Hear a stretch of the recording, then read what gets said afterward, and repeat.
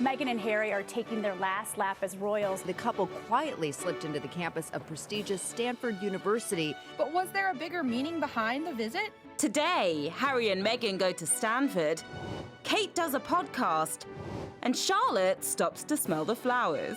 I got this one photo of Charlotte smelling a bluebell. Moments like that mean so much to me as a parent.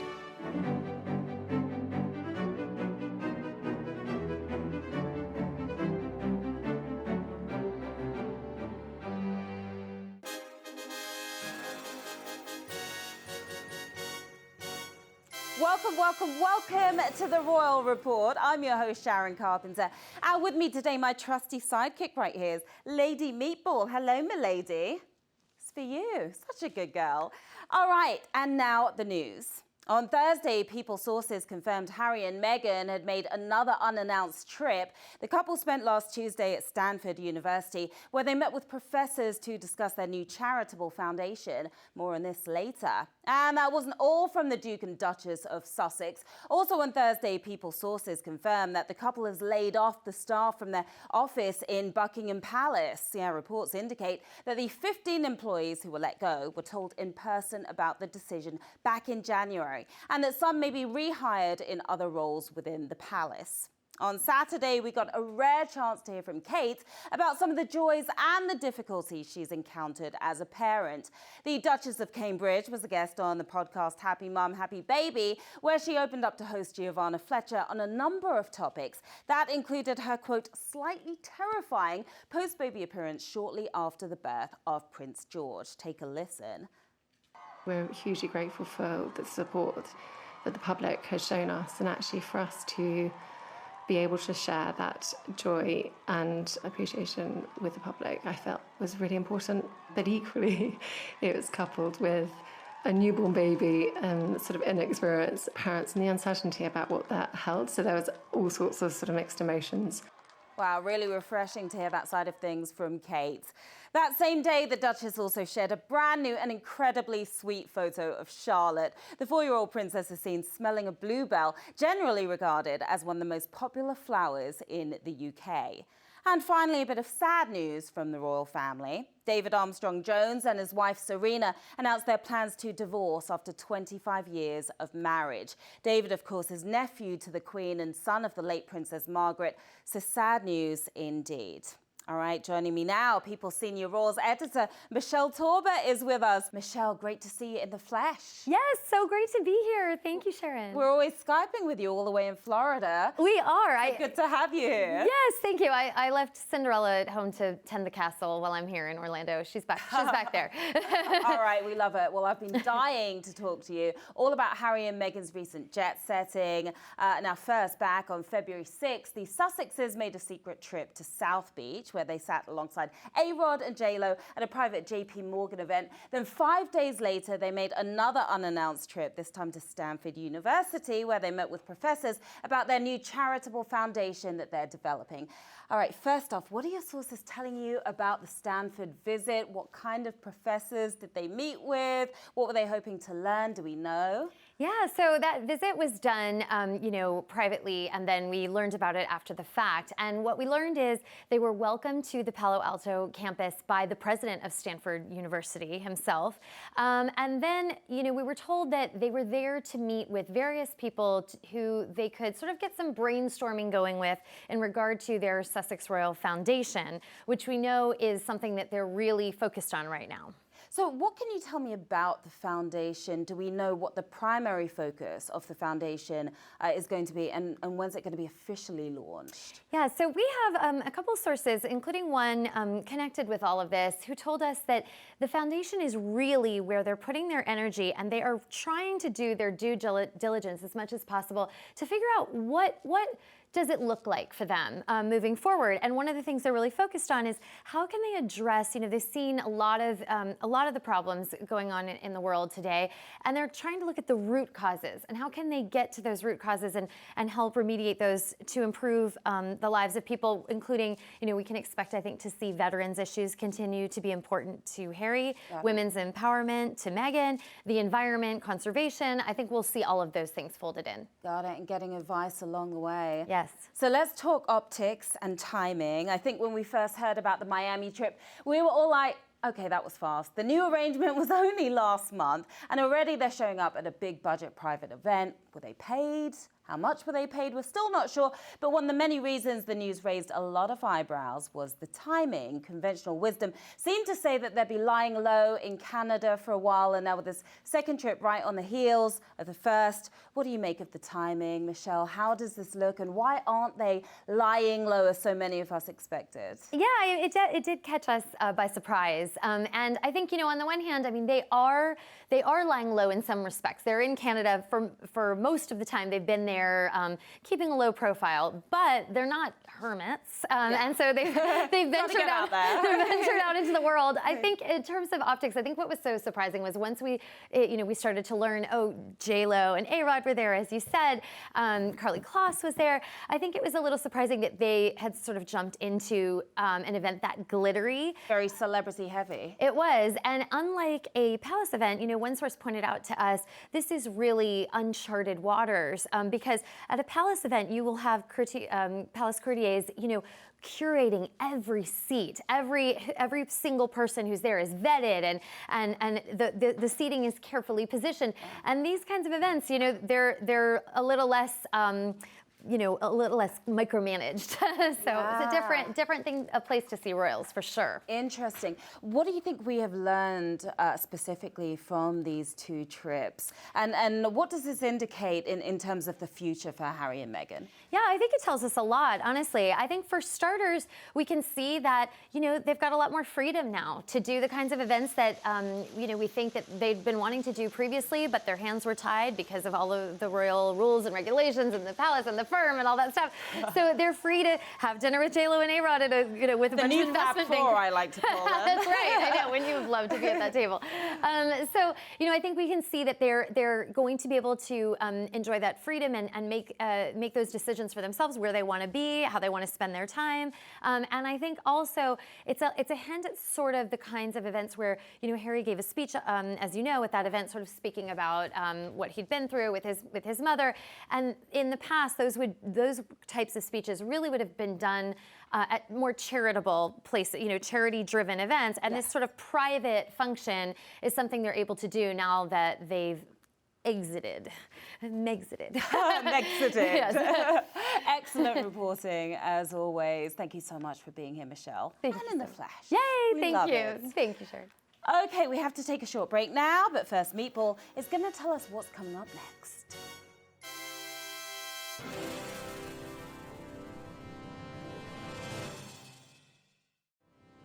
Sit, sit, sit. Good girl. There you go. See, Meatball here knows how to sit. And after this next segment, you'll know how to sit just like a real member of the royal family.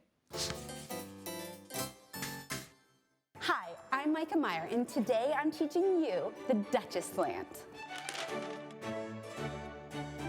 The Duchess slant is Kate's go-to pose that she often uses whenever she's at an event sitting. So you too can use it at home whenever you're in a seated position and want to look super poised and polished.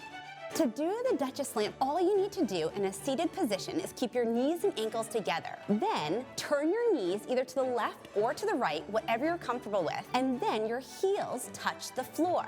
Your legs then create this zigzag that is really great to protect your modesty and look super polished. When in the Duchess slant position, you don't ever want to cross your legs, not even by the knee or the ankle. Another don't is never to let your knees or ankles untouched. The final don't is always keep your heels on the floor, even if you're wearing heels, so that heel never pokes outward and stays on the floor. You can use the Duchess slant when you're at work or in a social situation. It helps you look super polished, gives you great posture, and also protects your modesty. That, Royal Watchers, is the Duchess slant. That was friend of the show and royal etiquette expert Micah Meyer. She has a new book out, Modern Etiquette Made Easy, which is a must-read for any royal watcher. Okay, we have to take a quick break, but when we return, we'll be looking back at one of the most scandalous moments in the history of the royal family.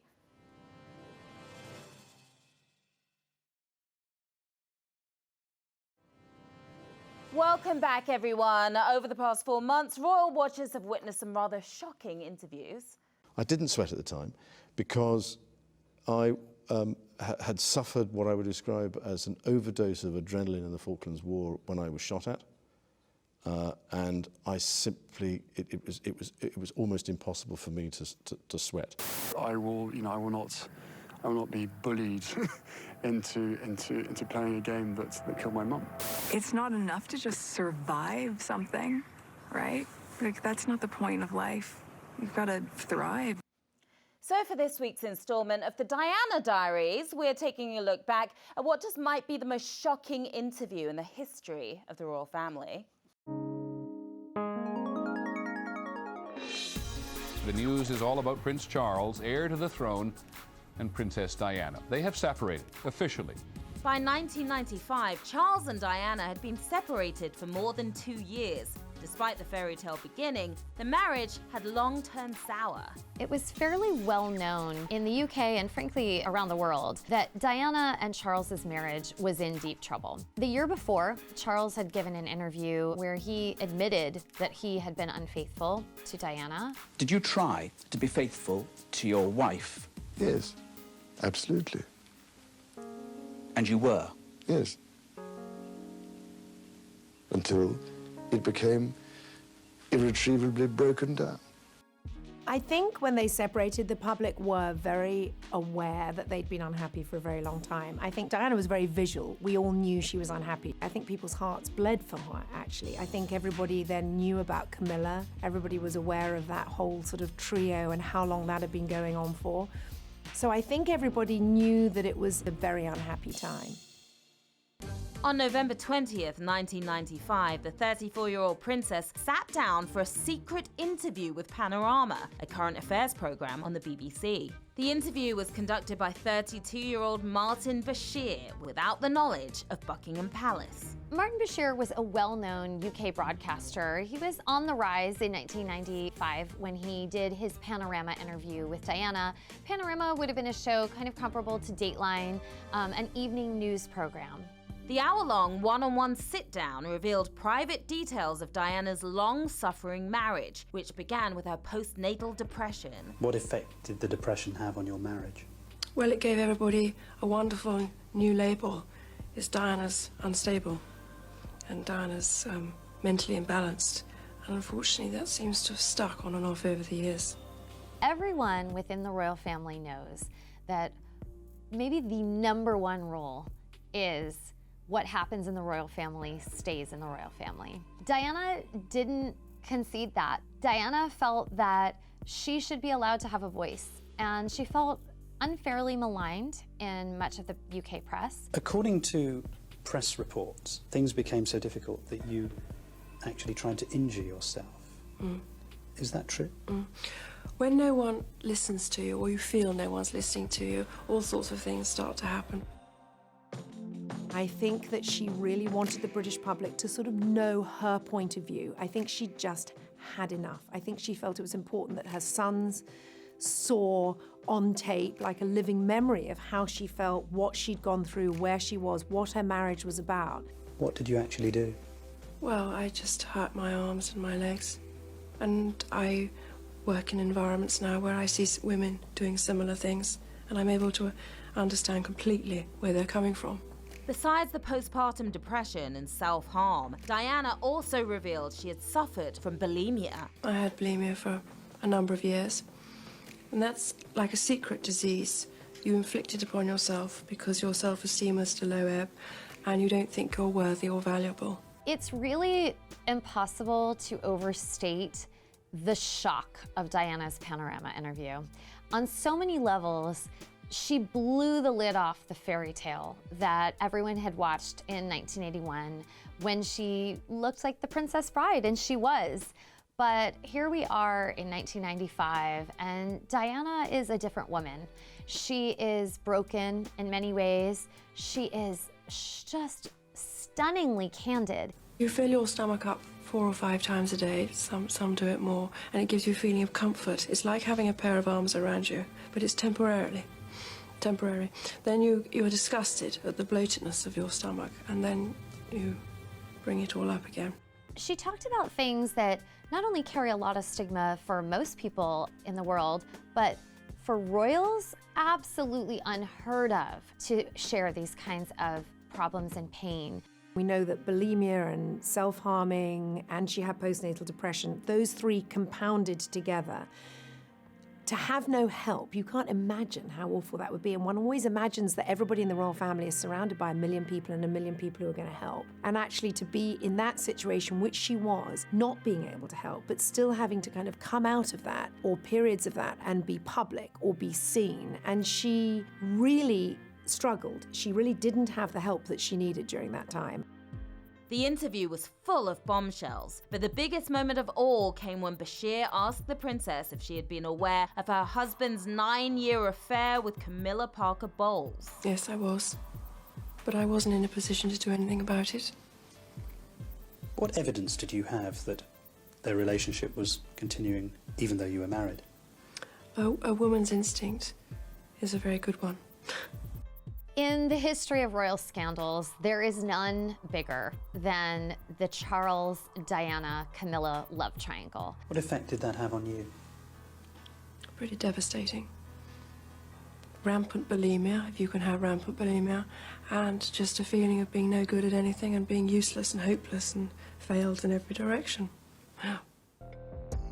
Now, for years, this was known, and this was something that had been leaked to tabloids and front pages of newspapers, but it wasn't until the Panorama interview that we heard Diana, from her own lips, address it. Do you think Mrs. Parker Bowles was a factor in the breakdown of your marriage?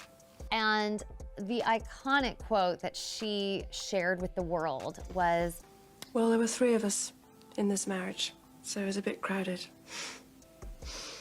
To hear her come out and say that, there are 3 of us in this marriage, I mean, what a stunning statement. And it was really sort of the ultimate distillation of the train wreck that was her marriage. I think the devastated Diana, I think she did have a huge amount of love for Charles. I've always believed that she would have loved it to have worked. I think she was very young, very naive when she married him, and I think she thought love conquers all. Nearly 23 million people watched this historic program, including the Queen. 1 month later, Elizabeth sent both Charles and Diana a letter asking them to officially end their marriage. The divorce was finalized in August of the following year. It sort of set Diana free in a way. You know, she'd said her piece, she'd done it publicly.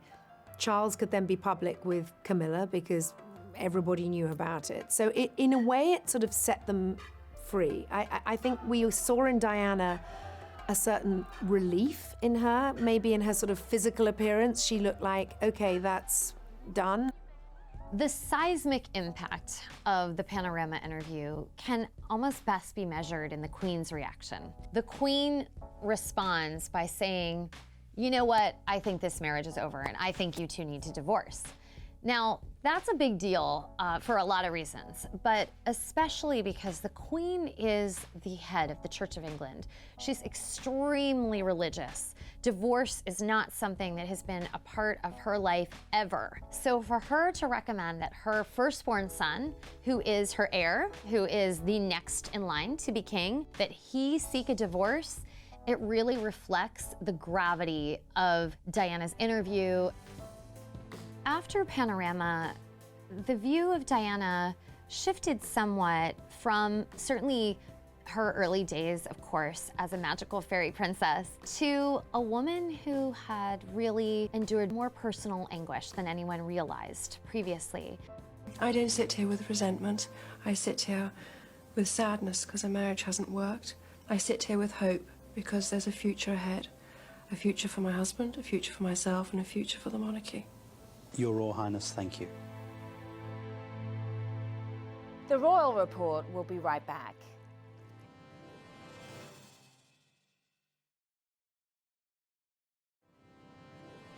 Welcome back, everyone. During the break, Meatball was just lamenting how this year's had a bit of a rough start, although she does perhaps overuse that word rough. So we thought we'd celebrate the Queen's stiff upper lip in the face of another even rougher year with today's great moments in royal history.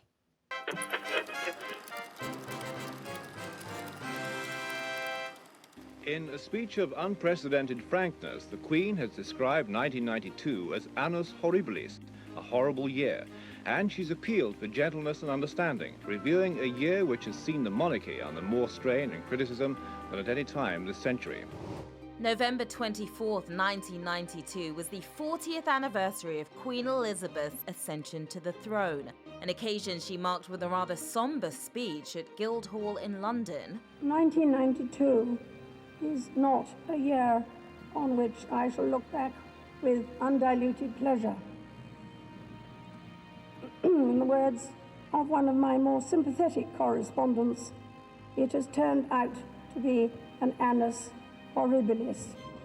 Invoking the Latin annus horribilis was perhaps putting it mildly. 1992 saw the separation of Prince Charles and Diana, the divorce of Princess Anne and Mark Phillips, the separation of Prince Andrew and Fergie, and finally a fire at Windsor Castle that caused £36 million worth of damage. I sometimes wonder how future generations will judge the events of this tumultuous year. I dare say that history will take a slightly more moderate view than that of some contemporary commentators.